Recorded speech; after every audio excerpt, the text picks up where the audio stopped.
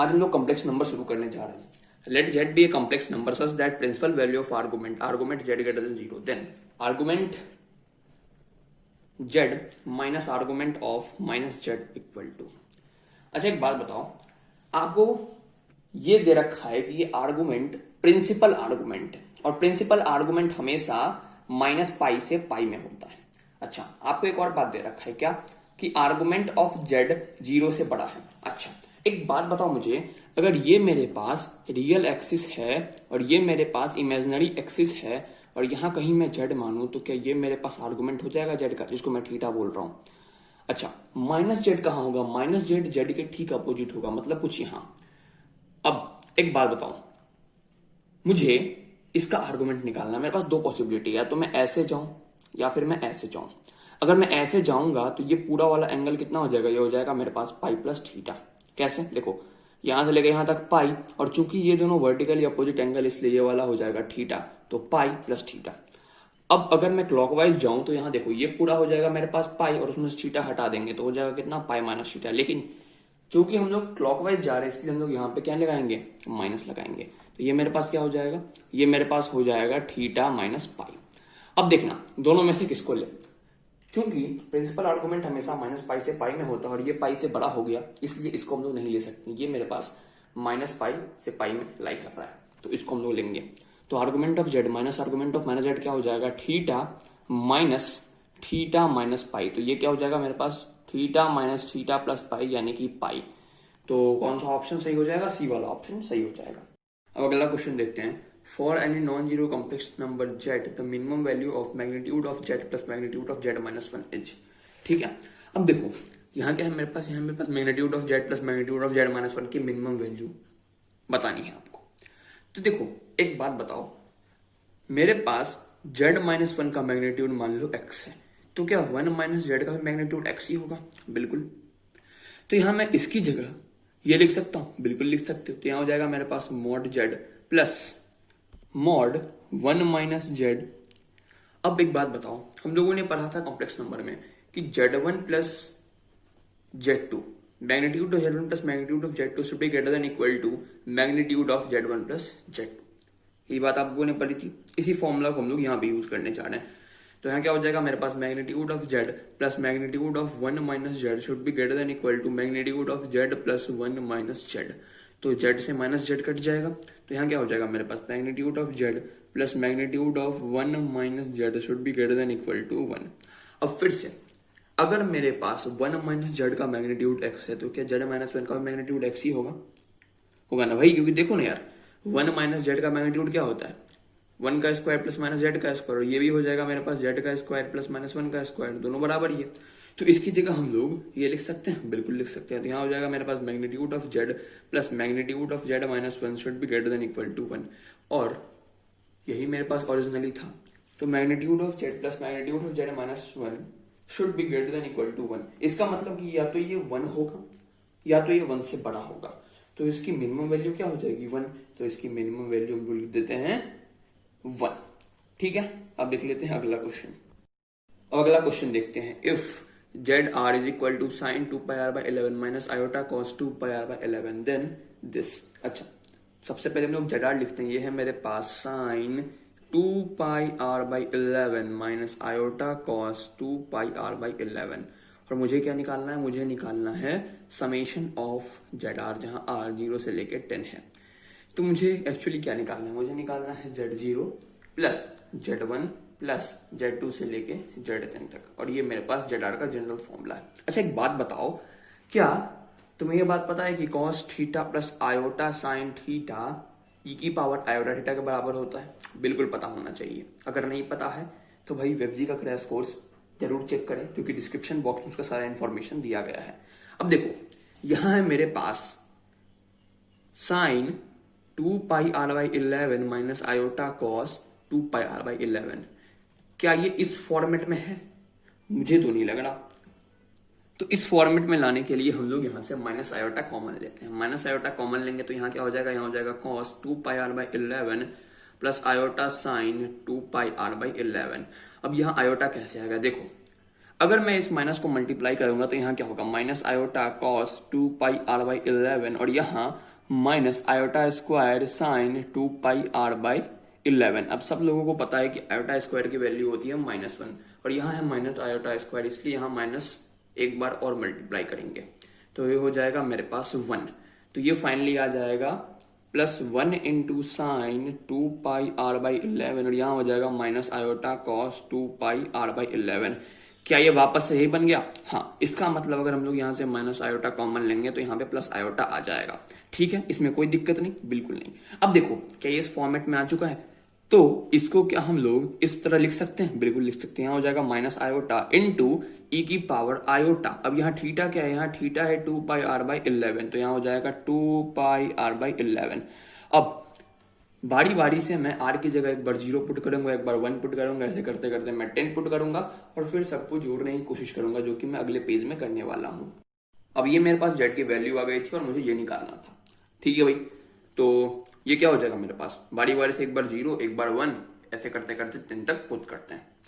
तो यहाँ हो जाएगा मेरे पास माइनस आयोटा इंटू ई की power iota into 2π into 0/11 plus minus iota into E की power iota into 2π into 1/11 plus minus iota into E की पावर आयोटा इंटू 2π इंटू 2/11 और ऐसे करते करते लास्ट में पुट करेंगे 10। तो माइनस आयोटा इंटू ई की पावर आयोटा इंटू 2π इंटू 10/11।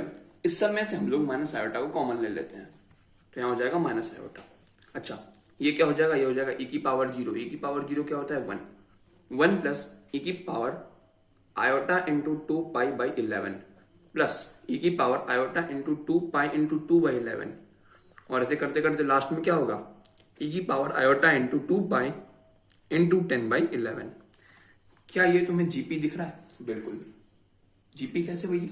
देखो, इसका पहला टर्म है 1, कॉमन रेशियो है ई की पावर आयोटा इंटू 2π/11 और नंबर ऑफ टर्म्स है 11। कैसे भाई? देखो ना, यहां से लेके यहां तक 10 टर्म और ये मिला के 11 टर्म्स हो जाएंगे। अब क्या तुम्हें जीपी का सम निकालना आता है? बिल्कुल आता है। क्या होता है फॉर्मूला? ए आर की पावर n-1/r-1। ठीक है, तो यहां क्या हो जाएगा मेरे पास? यहां हो जाएगा भाई साहब 1 इंटू ई की पावर आयोटा इंटू 2π/11 और n क्या था मेरे पास? 11, तो इंटू 11 माइनस 1 बाई ई की पावर आयोटा इंटू 2π/11 माइनस 1। तो 11 से 11 कट जाएगा, तो यहाँ मेरे पास क्या हो जाएगा? 1 इंटू ई की power iota into 2π minus 1 by E की पावर आयोटा इंटू 2π/11 माइनस 1। ठीक है, अब जरा गौर से देखो, ई की पावर आयोटा थीटा क्या होता है? ये होता है cos theta plus iota sine theta होता है। तो अगर मैं थीटा की जगह 2π लिखूं तो यहाँ मेरे पास क्या हो जाएगा? Cos 2π plus iota sine 2π। अब साइन 2π क्या होता है? 0, तो ये मेरे पास हो जाएगा 0 और कॉस 2π होता है 1। तो इसकी जगह क्या मैं 1 लिख सकता हूँ? बिल्कुल लिख सकता हूँ। यानी ये मेरे पास आ जाएगा फाइनली, देखना, 1 इंटू 1 माइनस 1 बाई ई की पावर आयोटा इंटू 2π/11 माइनस 1। तो 1 माइनस 1 क्या हो जाएगा? 0, तो ये फाइनली आ जाएगा 0। अच्छा, लेकिन यहां माइनस आयोटा भी था, तो इसकी वैल्यू हो गई 0, तो माइनस आयोटा इंटू 0 क्या हो जाएगा? 0। तो फाइनली मेरे पास आंसर क्या आ जाएगा? 0। ठीक है, अब अगला क्वेश्चन देखते हैं। अगला क्वेश्चन है मेरे पास, if Z1 and Z2 be two non zero complex number such that Z1/Z2 plus Z2/Z1 is equal to 1। मैं यहाँ लिख रहा हूँ Z1/Z2 plus Z2/Z1 equal to 1। जरा इसको सिंप्लीफाई करते हैं तो ये कितना हो जाएगा मेरे पास? Z1 का स्क्वायर और यहाँ हो जाएगा मेरे पास Z2 का स्क्वायर और नीचे हो जाएगा मेरे पास Z1/Z2 इक्वल टू 1। और सिंप्लीफाई करते हैं, Z1 का स्क्वायर प्लस Z2 का square is equal to Z1/Z2। अच्छा, एक बात बताओ, क्या मैं इसको ऐसे लिख सकता हूँ? Z1 का स्क्वायर प्लस Z2 का स्क्वायर प्लस 0 का square is equal to Z1/Z2 plus 0 into Z1 plus 0 into Z2। अगर मैं ऐसे लिख लूँ कोई फर्क पड़ेगा क्या? बिल्कुल नहीं पड़ने वाला। ठीक है, अब एक बात बताओ, तुम लोगों ने पढ़ा होगा कि मेरे पास 3 वर्टिसेस हैं इक्विलेटरल ट्रायंगल के Z1, Z2, Z3। तो इन तीनों में एक रिलेशन होगा। कौन सा रिलेशन? रिलेशन होगा मेरे पास Z1 का स्क्वायर प्लस Z2 का स्क्वायर प्लस Z3 का square is equal to Z1 Z2 plus Z2 Z3 plus Z3 Z1। ये तुम लोगों ने पढ़ा होगा। अच्छा एक बात बताओ, यहाँ मुझे दे रखा है कि Z1 और Z2 दो नॉन जीरो कॉम्प्लेक्स नंबर है और आपको एक रिलेशन भी दे रखा है और नीचे ये भी लिख रखा है, देखो जरा पढ़ो, देन द ओरिजिन। अच्छा मतलब आपको Z1 Z2 दो कॉम्प्लेक्स नंबर दे रखा है और ओरिजिन के साथ इस पॉइंट Z1 Z2 को जोड़ना है, फिर आपको बताना है कि Z1 Z2 किसको रिप्रेजेंट करते हैं, क्या वो स्ट्रेट लाइन पे हैं, क्या वो राइट एंगल ट्रायंगल फॉर्म करते हैं, क्या वो इक्विलैटरल ट्रायंगल फॉर्म करते हैं, क्या वो आइसोसेलेस ट्रायंगल फॉर्म करते हैं। अच्छा एक बात बताओ, तो यहां मेरे पास Z3 की जगह मैं 0 बोल सकता हूं? भाई बिल्कुल बोल सकता हूं। क्यों? देखो मेरे पास Z1 Z2 तो पहले से था, अब मुझे एक और पॉइंट दे रखा है ओरिजिन, और ओरिजिन मतलब 0, तो इस तरीके से मेरे पास Z3 बराबर 0 आ गया। इसका मतलब ये इक्विलैटरल ट्रायंगल को बता रहा है। अरे समझ में आया कि नहीं यार? सबसे पहले हम लोगों ने दिया गया कंडीशन था, उसको हम लोगों ने सॉल्व किया, मेरे पास ये आया। अब मैंने क्या किया, इसमें 0 का स्क्वायर ऐड किया, कोई फर्क तो पड़ा नहीं, और यहाँ पे 0 इंटू Z1 लिखा और प्लस 0 इंटू Z2 लिखा, कोई फर्क नहीं पड़ा। मैंने आगे देखा कि मेरे पास दो पॉइंट Z1 Z2 दे रखे हैं, लेकिन तीसरा पॉइंट ओरिजिन दे रखा है। अच्छा तो ये जो ओरिजिन है यही मेरे लिए Z3 है। अच्छा तो अगर ये मेरे लिए Z3 है तो मेरे पास ये कंडीशन बन के आ जाएगा, Z1 का स्क्वायर प्लस Z2 का स्क्वायर प्लस Z3 का square is equal to Z1 Z2 plus Z2 Z3 plus Z3 Z1।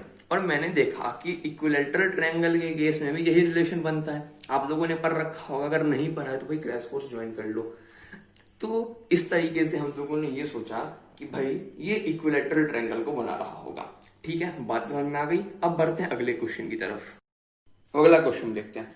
अगला क्वेश्चन है मेरे पास, let Z1 and Z2 be complex number such that Z1 not equal to Z2 and magnitude of Z1 equal to magnitude of Z2, real part of Z1 is greater than 0 and imaginary part of Z2 is less than 0, then Z1 plus Z2 by Z1 minus Z2 is.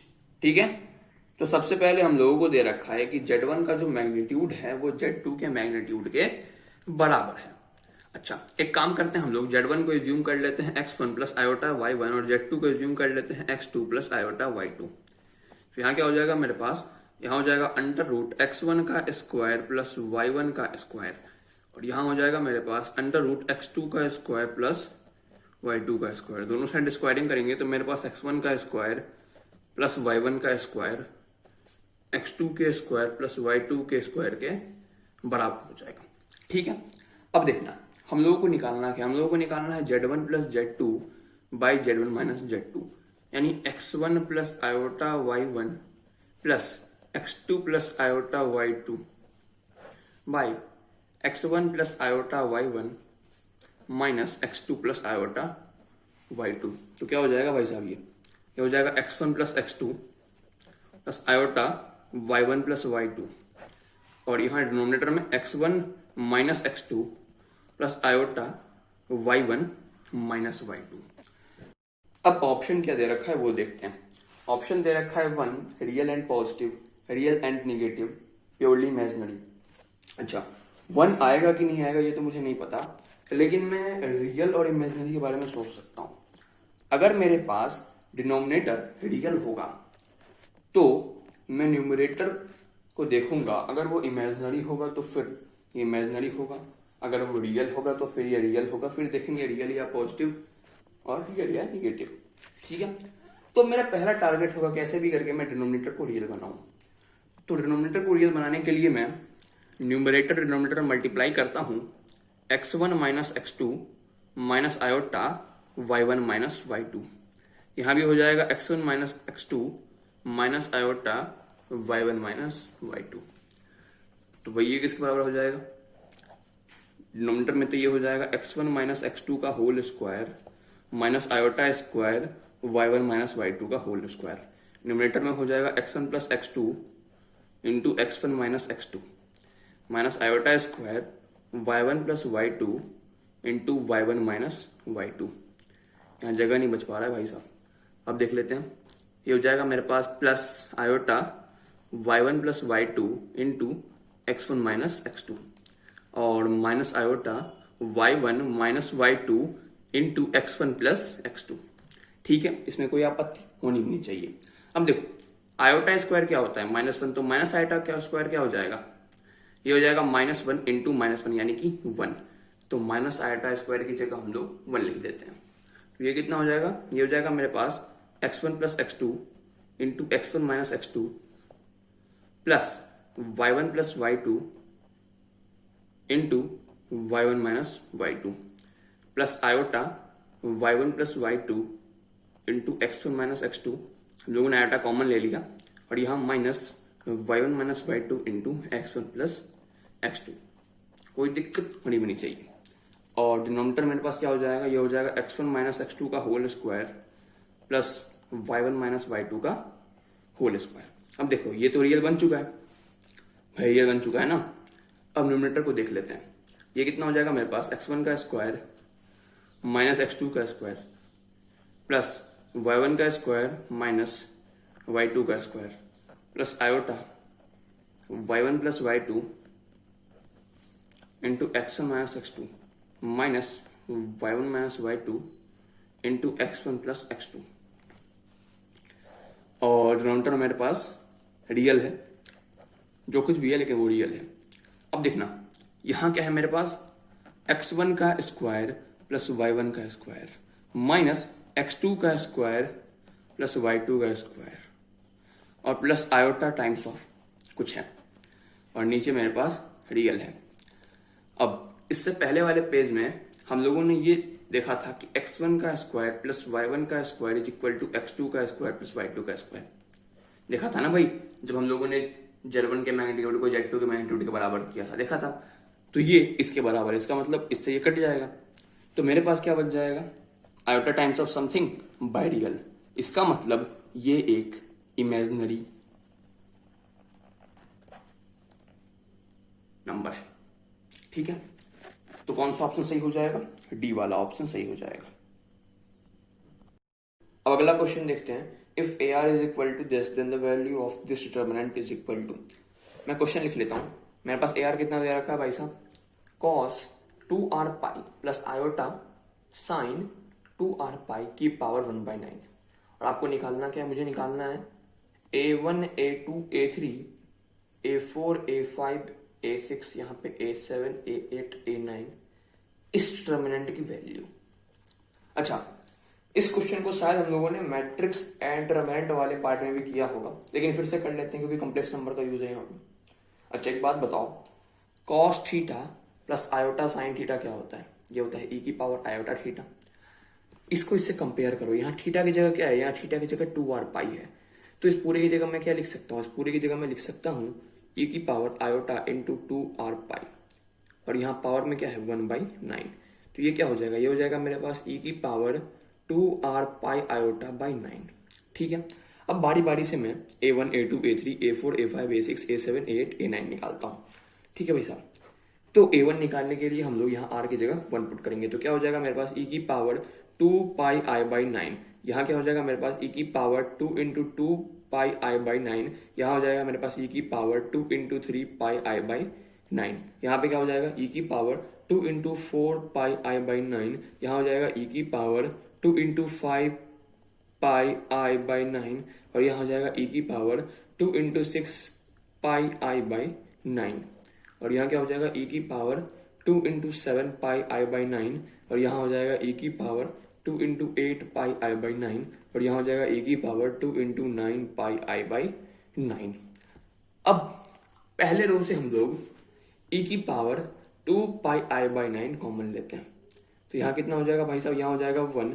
यहाँ हो जाएगा मेरे पास e की power 2 pi i by 9। और यहाँ हो जाएगा मेरे पास e की पावर 4 पाई i बाई 9। ठीक है, यहाँ पे 3 इंटू 2 6 हो जाएगा, और 2 ले लेंगे तो कितना बच जाएगा, 4 बच जाएगा। अब यहाँ क्या हो जाएगा, अब इसमें से हम लोग क्या करते हैं, e की पावर 8 i पाई बाई 9 बाहर ले लेते हैं। क्या बोलते हो, ठीक है, तो ले लेते हैं भाई साहब e की पावर 8 i पाई बाई 9। तो यहाँ कितना बच जाएगा, ये तो वही था, और यहाँ मेरे पास 5 इंटू 10 था, 8 चला गया, कितना बच जाएगा e की पावर 2 पाई i बाई 9। और यहाँ e की पावर 6 टू 12, 8 चला गया, 4 बचा, तो e की पावर 4 पाई आई बाई 9 होगा। और नीचे में एज इट इज जो भी था। अब देखो यहाँ पे रो 1 और रो 2 आइडेंटिकल है। अगर किसी भी डिटर्मिनेंट का दो रो आइडेंटिकल होता है तो उस डिटर्मिनेंट की वैल्यू क्या होती है? 0 होती है। तुम लोगों ने प्रॉपर्टीज ऑफ डिटर्मिनेंट में पढ़ा होगा। तो इसकी वैल्यू क्या हो जाएगी? 0। और यही तो मुझे निकालना था। अब ये 0 हो गया, इसके मल्टीप्लाई में जो कुछ भी है सब 0, तो ओवरऑल 0 हो गया। ठीक है, और यही मुझे निकालना था, तो इसकी वैल्यू हो जाएगी मेरे पास 0। ठीक है, अब देख लेते हैं अगला क्वेश्चन। अब अगला क्वेश्चन देख लेते हैं, the expression this equals to. ठीक है, तो मैं लिख रहा हूं, यहां है मेरे पास 1 प्लस आयोटा की power n by 1 minus iota की पावर n माइनस 2। तो ये मेरे पास हो जाएगा 1 प्लस आयोटा की power n by 1 minus iota की power n into 1 minus iota की पावर माइनस 2। तो ये मेरे पास क्या हो जाएगा? 1 plus iota by 1 minus iota की पावर n, और इसको मैं ऊपर ले जाऊंगा तो ये जो माइनस 2 है ना, ये प्लस 2 में कन्वर्ट हो जाएगा। यहाँ हो जाएगा 1 माइनस आयोटा की पावर 2। अब देखना, इसमें मैं ऊपर नीचे 1 प्लस आयोटा से मल्टीप्लाई करता हूं। ठीक है, और यहाँ पे मल्टीप्लाई में था ना यार, 1 माइनस आयोटा का स्क्वायर। अब देखना ये क्या हो जाएगा, ऊपर में 1 प्लस आयोटा का स्क्वायर, और नीचे क्या हो जाएगा? नीचे हो जाएगा मेरे पास 1 और माइनस आयोटा स्क्वायर, और इसका पावर क्या है? इसका पावर n है। अब इसको भी जरा सॉल्व कर लेते हैं। ये कितना हो जाएगा? 1 plus iota square minus 2 iota. ठीक है, अब देखो, अब इसको सॉल्व करेंगे तो ये कितना हो जाएगा? ये हो जाएगा मेरे पास 1 plus iota square plus 2 iota, और नीचे में क्या हो जाएगा? 2, और इसकी पावर क्या है? n, और यहाँ 1 plus iota square minus 2 iota. अच्छा, नीचे में 2 कैसे हो गया? देखो, सबसे पहले बात तुमको ये पता होगा कि आयोटा स्क्वायर की वैल्यू क्या होती है? -1। बस यहाँ -1 पुट कर दो। 1 माइनस -1, तो माइनस माइनस प्लस हो जाएगा। 1 प्लस 1 क्या हो जाएगा? 2। अब iota square is equal to -1 हम लोग यहाँ और यहाँ भी पुट करते हैं, तो कितना हो जाएगा भाई साहब? 1 माइनस 1 प्लस 2 आयोटा बाई 2 की पावर n, और यहाँ 1 माइनस 1 माइनस 2 आयोटा। तो +1 से -1 कट जाएगा, +1 से -1 कट जाएगा। अब यहाँ कितना हो जाएगा? यहाँ हो जाएगा मेरे पास 2 आयोटा बाई 2 की पावर n, और यहाँ मेरे पास हो जाएगा -2 आयोटा। 2 से 2 कट जाएगा, यहाँ पे क्या हो जाएगा? यहाँ हो जाएगा मेरे पास आयोटा की पावर n, और यहाँ मेरे पास हो जाएगा मल्टीप्लाई में -2 आयोटा। तो ये मेरे पास फाइनली क्या हो जाएगा? -2 आयोटा की पावर n प्लस 1। तो कौन सा ऑप्शन सही हो जाएगा? सी वाला ऑप्शन सही हो जाएगा। अब अगला क्वेश्चन देखते हैं। अगला क्वेश्चन है मेरे पास, let z is equal to x plus iota y where x and y are real, the point x y in the xy plane for which z plus iota by z minus iota is purely imaginary. देखो, आपको दे रखा है कि z plus iota by z minus iota ये purely imaginary है। क्या है भाई साहब? प्योरली इमेजिनरी है। देन लाई ऑन, आपको ऑप्शन दे रखा है a straight line, an ellipse, A hyperbola, a circle. Okay, आपको ये बताना है कि z किस पे लाई कर रहा है। क्या वो एक स्ट्रेट लाइन बना रहा है, क्या वो एक एलिप्स बना रहा है, क्या वो एक हाइपरबोला बना रहा है, क्या वो एक सर्कल बना रहा है। सबसे अच्छा काम होगा मेरे लिए कि मैं z की जगह x प्लस आयोटा y लिख दूं यहाँ पे, और यहाँ प्लस आयोटा और y में x plus iota y minus iota. तो x plus iota common y plus 1, और यहाँ x plus iota common y minus 1। अब एक काम करते हैं हम लोग, ऊपर नीचे हम लोग x minus iota y minus 1 से मल्टीप्लाई करते हैं। ऐसा हम लोग क्यों कर रहे हैं? ताकि डिनोमिनेटर में कोई भी इमेजिनरी टर्म नहीं बचे। अच्छा, तो ये कितना हो जाएगा मेरे पास? ये हो जाएगा x square minus iota square into Y plus 1 into Y minus 1, और प्लस में iota X into Y plus 1 minus iota X into Y minus 1, और डिनोमिनेटर में क्या हो जाएगा? X square minus iota square into Y minus 1 का whole square. ठीक है, अब हम सभी लोगों को पता है कि आयोटा स्क्वायर की वैल्यू क्या होती है? -1। यहाँ पुट कर देते हैं, तो क्या हो जाएगा? एक्स स्क्वायर माइनस इंटू -1, और यहाँ y plus 1 into Y minus 1 क्या हो जाएगा? Y square minus 1। इस बात में कोई दिक्कत बिल्कुल नहीं। अब यहाँ iota common, x into Y plus 1 minus x into Y minus 1 रहने देते हैं इसको, और डिनोमिनेटर में क्या हो जाएगा? एक्स स्क्वायर, अब minus into -1 into Y minus 1 का होल स्क्वायर। तो ये मेरे पास फाइनली क्या हो जाएगा? X square plus Y square minus 1 plus iota जो कुछ भी है रहने देते हैं, और यहाँ पे मेरे पास हो जाएगा x square plus Y minus 1 का होल स्क्वायर। अब इसको हम लोग दो पार्ट में ब्रेक करते हैं। एक बार तो मेरे पास X square plus Y square minus 1 by x square plus Y minus 1 का होल स्क्वायर, और प्लस आयोटा टाइम्स ऑफ जो कुछ भी है यहाँ पे by x square plus Y minus 1 का होल स्क्वायर। आपको क्वेश्चन में क्या दे रखा था, आपको क्वेश्चन में दे रखा था कि ये प्योरली इमेजिनरी है। इसका मतलब इसका रियल पार्ट क्या होगा, इसका रियल पार्ट 0 हो जाएगा। तो इसको हम लोग 0 के बराबर करते हैं। तो x square plus Y square minus 1 और by x square plus Y minus 1 का होल स्क्वायर इक्वल टू 0। तो इसके उधर क्रॉस मल्टीप्लाई करेंगे तो मेरे पास फाइनली आ जाएगा x square plus Y square minus 1 equal to 0, यानी कि x square plus Y square equal to 1। ये किसका इक्वेशन है, ये सर्कल का इक्वेशन। ऐसा सर्कल जिसका सेंटर 0,0 पे होगा और उसका रेडियस 1 होगा। तो कौन सा ऑप्शन सही हो जाएगा, डी वाला ऑप्शन एकदम सही हो जाएगा। अब अगला क्वेश्चन देखते हैं। The value of this is, जहां पे आयोटा आपको दे रखा है अंडर रूट ऑफ -1, सबको पता है। अब सॉल्व करते हैं इसको। तो यहां मेरे पास दे रखा है समेशन ऑफ आयोटा की पावर n प्लस आयोटा की पावर n प्लस 1, और यहां दे रखा है मेरे पास n इज इक्वल टू 1 से लेके 13। अच्छा, अब इसको एक्सपेंड करते हैं तो कितना हो जाएगा भाई साहब, ये हो जाएगा मेरे पास आयोटा प्लस आयोटा स्क्वायर जब मैं n इक्वल टू 1 पुट करूंगा। फिर जब मैं n इक्वल टू पुट करूंगा यहाँ क्या हो जाएगा, iota square plus iota cube, और ऐसे चलते चलते हो जाएगा आयोटा की पावर 13 प्लस आयोटा की पावर 14। अच्छा, तो क्या मैं इसको सेपरेट कर लूं, कैसे, एक बार आयोटा प्लस आयोटा स्क्वायर से लेके आयोटा की पावर 13 तक, और plus iota square plus iota cube से लेके आयोटा की पावर 14 तक सेपरेट कर लिया। अच्छा, आप लोगों को पता होगा कि अगर आयोटा की 4 कंसेक्यूटिव पावर्स को हम लोग ऐड करते हैं तो उसका वैल्यू हमेशा 0 होता है। मतलब क्या है भैया आपके कहने का, अगर आयोटा है और आयोटा स्क्वायर है और आयोटा क्यूब है और आयोटा की पावर 4 है, अगर इसको मैं जोड़ दूं इसकी वैल्यू 0 हो जाएगी। अगर तुम आयोटा स्क्वायर ले लो और इसका 4 कंसेक्यूटिव पावर ले लो, आयोटा स्क्वायर ले लिया, आयोटा क्यूब ले लो, आयोटा की पावर 4 ले लो, आयोटा की पावर 5 ले लो, इसकी वैल्यू 0 हो जाएगी। इन जनरल आयोटा की पावर n प्लस आयोटा की power n plus 1 plus iota की power n plus 2 plus iota की पावर n प्लस 3 इसकी वैल्यू 0 होगी। ये बात आपको पता होनी चाहिए। अगर नहीं पता है तो भाई क्रैश कोर्स ज्वाइन कर सकते हो, वहां आपको समझाया जाएगा। अब देखो, अब इसको मैं 4 के बंच में तोड़ता हूं तो यहां हो जाएगा मेरे पास iota plus iota square plus iota cube plus iota की पावर 4 प्लस आयोटा की पावर 5 से लेके आयोटा की पावर 8, ठीक है, प्लस आयोटा की पावर 9 से लेके आयोटा की पावर 12, और यहां मेरे पास आयोटा की पावर 13 इस वाले में। अब यहां करते हैं आयोटा स्क्वायर से लेके आयोटा की पावर 5 प्लस आयोटा की पावर 6 से लेके आयोटा की पावर 9 प्लस आयोटा की पावर 10 से लेके आयोटा की पावर 13 और प्लस आयोटा की पावर 14। ये 0 हो जाएगा, ये भी 0 हो जाएगा, ये भी 0 हो जाएगा। क्यों भाई, लगातार 4 कंसेक्यूटिव पावर एडिशन में है ना, इसलिए ये भी 0, ये भी 0 और ये भी 0। बस इसी सेम प्रॉपर्टी से मैं इसको 0 कर रहा हूं।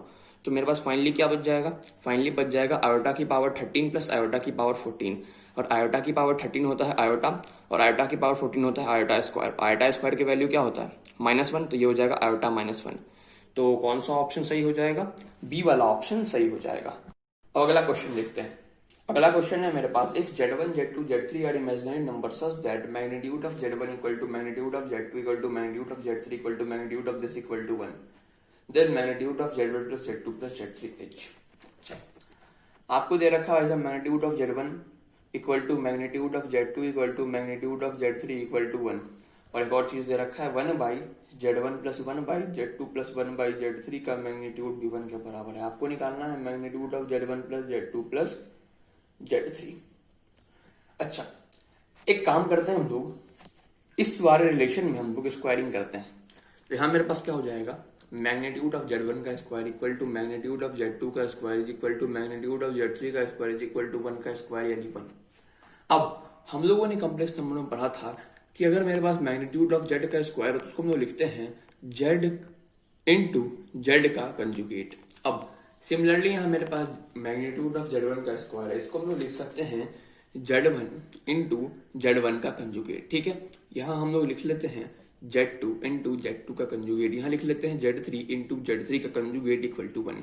अब मैं इसको और इसको इक्वेट करता हूं, मतलब Z1 इंटू Z1 का कंजुगेट इक्वल टू 1 लिखता हूं। तो यहां से मेरे पास Z1 का कंजुगेट किसके बराबर आ जाएगा, 1 बाई Z1 के। सिमिलरली मेरे पास Z2 का कंजुगेट किसके बराबर आ जाएगा, 1 बाई Z2 के, और Z3 का कंजुगेट बराबर आ जाएगा 1 बाई Z3 के।